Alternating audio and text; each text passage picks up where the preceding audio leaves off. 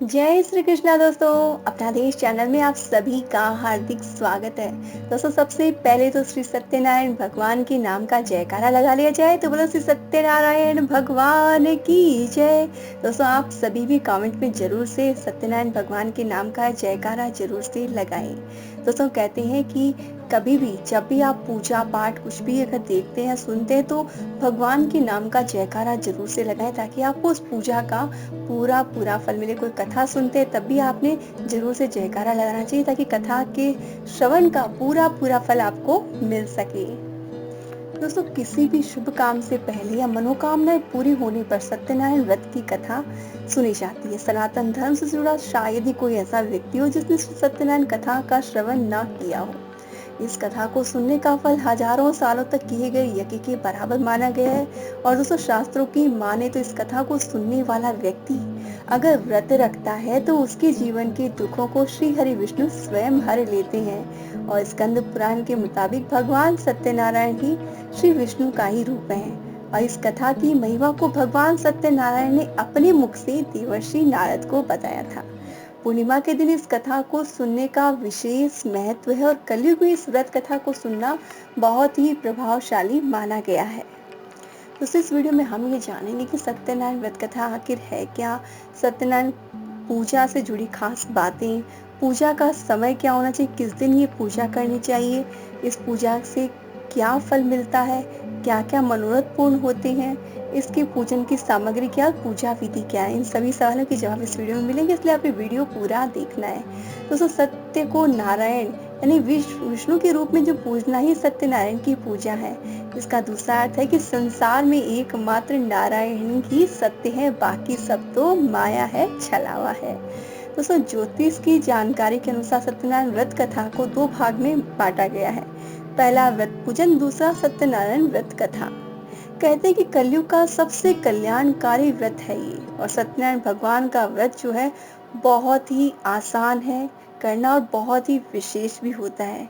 इनकी पूजा कम से कम सामान से बहुत ही सरल तरीके से की जा सकती है। दोस्तों बहुत से जन ये सवाल करते हैं कि आप पूरी विधि विधान से पूरी बहुत ज़्यादा आप क्वांटिटी में अगर सामग्री रख के करते हैं पूजा तभी फल देती। नहीं दोस्तों, भक्तों के जो भाव होते हैं वही पूजा की मेन चीज़ होती है। इसके अलावा जो बेसिक चीज़ें हैं बस वही आपने अरेंज करनी है, बाकी आपने पूरे मन से पूजा करनी है। और सत्यनारायण भगवान की पूजा में गौरी, गणेश, नवग्रह, समस्त दिक्पाल भी शामिल हो जाते हैं। और उसे पूजा जो केले के पेड़ के नीचे या फिर घर में ही केले के पेड़ से मंडप बना के की जाती है। प्रसाद में पंजीरी, पंचामृत, फल, तुलसी ये इम्पोर्टेंट होते हैं, ये चीज़ें होनी चाहिए। बाकी जो आपके पास अवेलेबल हो उसके अकॉर्डिंग करें, और कोई जबरदस्ती नहीं है, आपने सिंपल तरीके से भी आप पूजा कर सकते हैं। और दोस्तों हर पूजा और उपासना का एक उत्तम मुहूर्त होता है जिसमें की गई उपासना बहुत उत्तम फल देती है। दोस्तों अगर सत्यनारायण पूजा की बात करें तो किसी भी माह की पूर्णिमा दोस्तों बहुत ही शुभ समय होता है पूर्णिमा के दिन का। और अगर वैशाख की पूर्णिमा हो तो बात ही क्या। इसके अलावा हर महीने में आने वाले बृहस्पतिवार को भी आप सत्यनारायण व्रत कथा को सुन सकते हैं। और अगर कोई संकट हो, कोई परेशानी हो तो उस दशा में भी आप सत्यनारायण भगवान की कथा का श्रवण कर सकते हैं। दोस्तों इससे कई तरह की मनोकामनाएं पूर्ण होती है। और अगर ये कहा जाए इससे हर तरह की मनोकामनाएं पूर्ण होती है तो कोई अतिशयोक्ति नहीं होगी। दोस्तों जो लोग हर महीने की पूर्णिमा को सत्यनारायण भगवान की पूजा करते हैं उनकी हर मनोकामना श्री हरि विष्णु स्वयं पूरी कर देते हैं। इसके अलावा ग्रह शांति, सुख, समृद्धि के लिए भी ये पूजा की जा सकती है। विवाह में आ रही अड़चन, शीघ्र विवाह के लिए या सुखद वैवाहिक जीवन के लिए भी ये पूजा की जा सकती है। इसके अलावा संतान के जन्म के अवसर पर या संतान ना हो तो उस दशा में भी और संतान से जुड़े अनुष्ठानों पर भी ये पूजा बहुत अधिक शुभ मानी जाती है। विवाह के पहले और विवाह के बाद में सत्यनारायण की पूजा बहुत ज़्यादा शुभ फल देती है। इसके अलावा आयु रक्षा के लिए, हेल्थ से जुड़ी समस्याओं को दूर करने के लिए भी जो है सत्यनारायण व्रत कथा को जरूर से करना चाहिए। और दोस्तों पूजन के लिए कोई बहुत ज़्यादा सामग्री नहीं चाहिए होती है।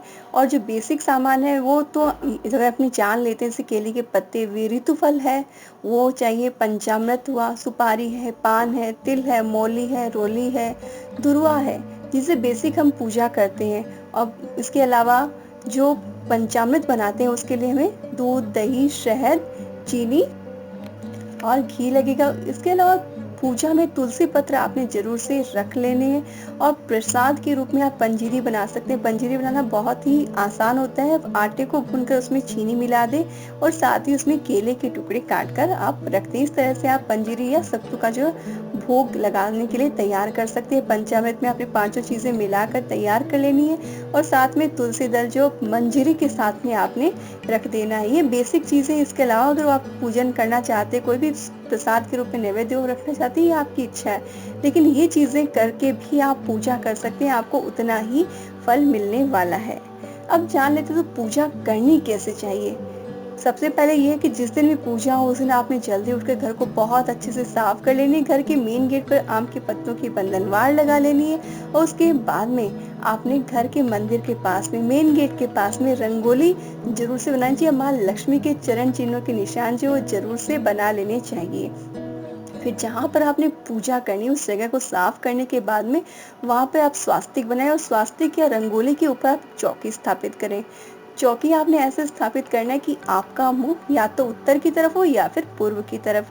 और फिर उस चौकी पर एक लाल कपड़ा आपने बिछा लेना है और उसके साथ ही एक चौकी और लगाएं जिसपे आपने, अगर बड़ी चौकी तो उसी पे कर सकते हैं और छोटी चौकी तो एक चौकी बगल में लगाएं जिसपे एक सफेद कपड़ा बिछाकर आपने 9 ढेरी चावल की, यानी कि नवग्रह के लिए आपने 9 ढेरी चावल की जो वो स्थापित कर लेनी। इस तरह से आपने नवग्रह कर लेने।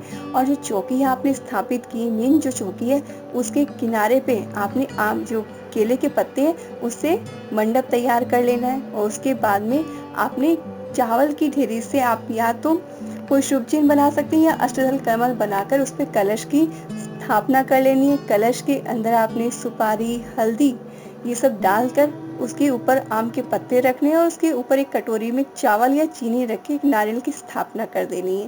उसके बाद में श्री हरि विष्णु सत्यनारायण भगवान की तस्वीर स्थापित करें। गणेश जी की मूर्ति अगर वो आप स्थापित कर दें, वरना सुपारी की गणेश जी जो उन्हें आप स्थापित कर दें। उसके बाद सबसे पहले जो है आपने गणेश जी की पूजन करना होता है। आपने पंचोपचार या षोडशोपचार पूजा जो कर देनी है। उसके बाद में आपने नवग्रह की पूजा करनी। नवग्रह के लिए आपने अष्टगंध और पुष्प से पूजा करनी है। और उसके बाद में कलश की वरुण देवता के रूप में आपने पूजा करनी है।